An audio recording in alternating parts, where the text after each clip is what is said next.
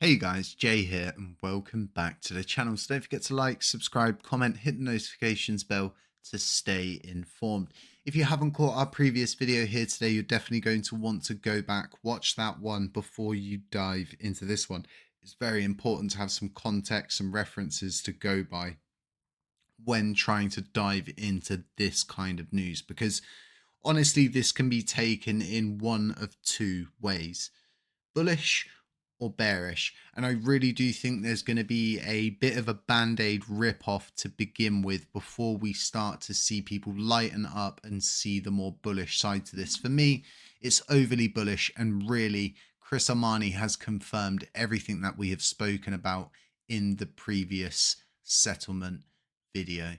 So Chris Armani has just tweeted out, with the proposed settlement now public, I can finally share some details about what is next for TFL.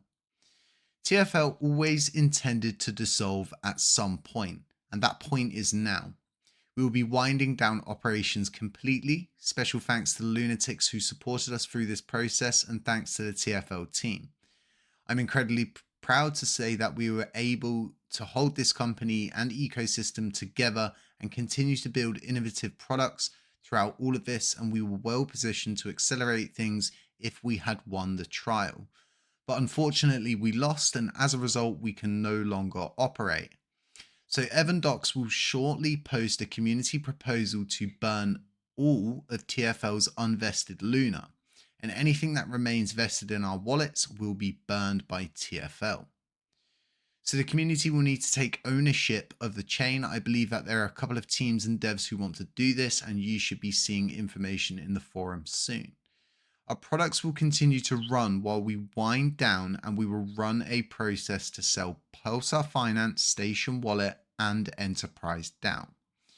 We have a lot more to plan over the coming weeks. I'll be able to communicate more once this has been approved by the courts, and I'll be here for the full wind down to ensure all goes smoothly. So let's talk about it. Let's go back. Let's have a little look.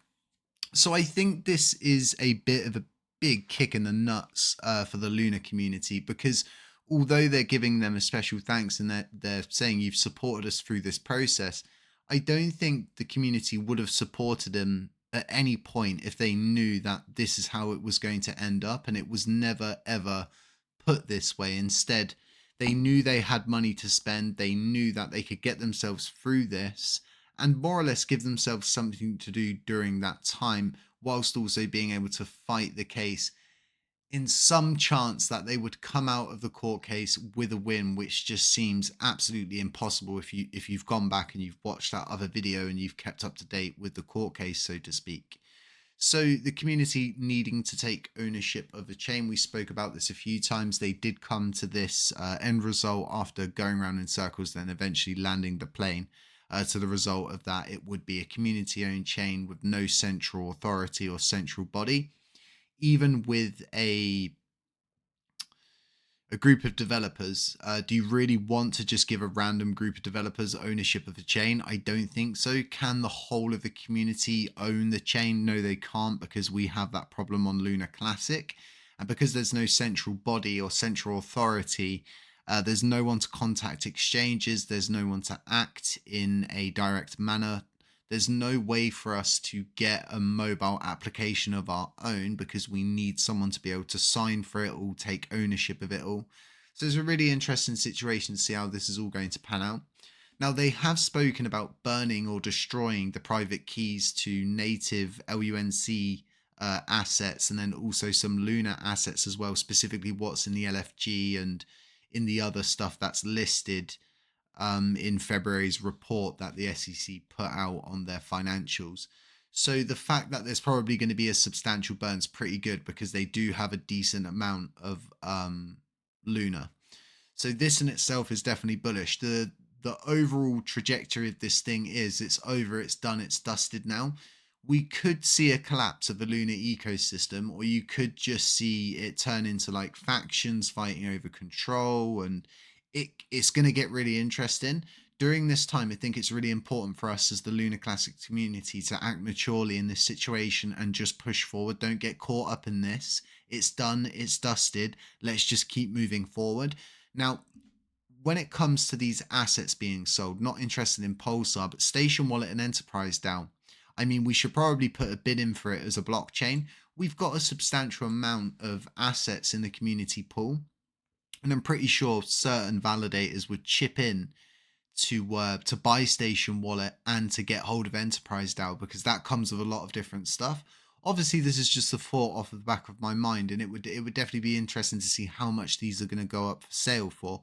But really am sorry for all of the Luna community for what you've gone through, and it is it's a horrible situation, because I don't think the Luna community want to budge. The LUNC community definitely don't want to budge, and it's going to be a situation where there's still two chains, but ultimately we all want the same thing, and we definitely would be stronger together. But it's definitely going to be a matter of which chain is going to come out on top of all of this without acting competitively, or trying to throw the other chain under the bus. That's just simply what crypto comes down to. The better chain rises to the top, so to speak. Now, the Luna Classic chain does have a lot to offer, in a sense that it has the stable coin. It's still there, it's still available. You could still bring it back with the right people, the right minds, and the right liquidity behind it. You definitely could get that thing back up and running, especially with the way Chris is saying that the community will need to take ownership, as if every validator is just going to sign for shared ownership. It's interesting how somebody can actually own something that's decentralized to start with. The whole decentralized thing's a really weird area when you start to like get into it and split hairs, and you're like, well, how can it be decentralized if there's a central authority at the top? You've got POS, POA, POW. Oh, it's all insane at this point. But this, for me, we knew this was coming. I think the Luna community knew it was coming, but TFL definitely knew this was coming. The fact that they've stated here that TFL always intended to dissolve at some point, I've never seen this anywhere. I even did a reference search on Twitter, on Google before doing this video. There's nothing. They've never mentioned this, unless it's been mentioned in a video somewhere where they're like, yeah, so eventually we're just gonna dissolve. We'll just go. Maybe I'm wrong. Maybe they did say that. Maybe that was the original idea, but it just doesn't make any sense. And it just didn't look like, from any point of view, that they could have won that court case. So this is going to be really good. It's going to be really interesting. There's a lot of good stuff to come from this. But like I said, it's definitely going to be a band-aid situation where it's going to sting for a little bit as that band-aid gets ripped off. But it's over. It's done.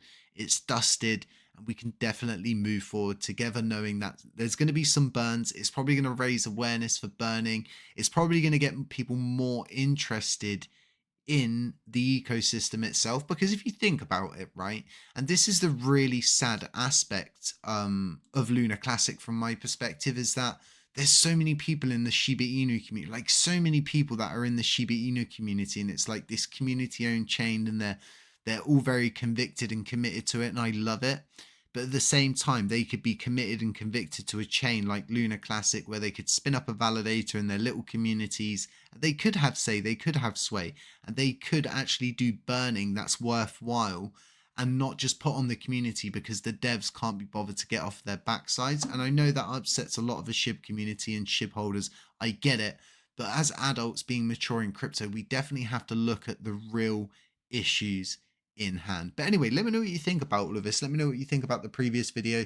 Don't forget to check out the space. It's happening tomorrow at 8:30 p.m. UK time. Just go on my Twitter, scroll down. It is pinned up the top. If not, I'll get it pinned.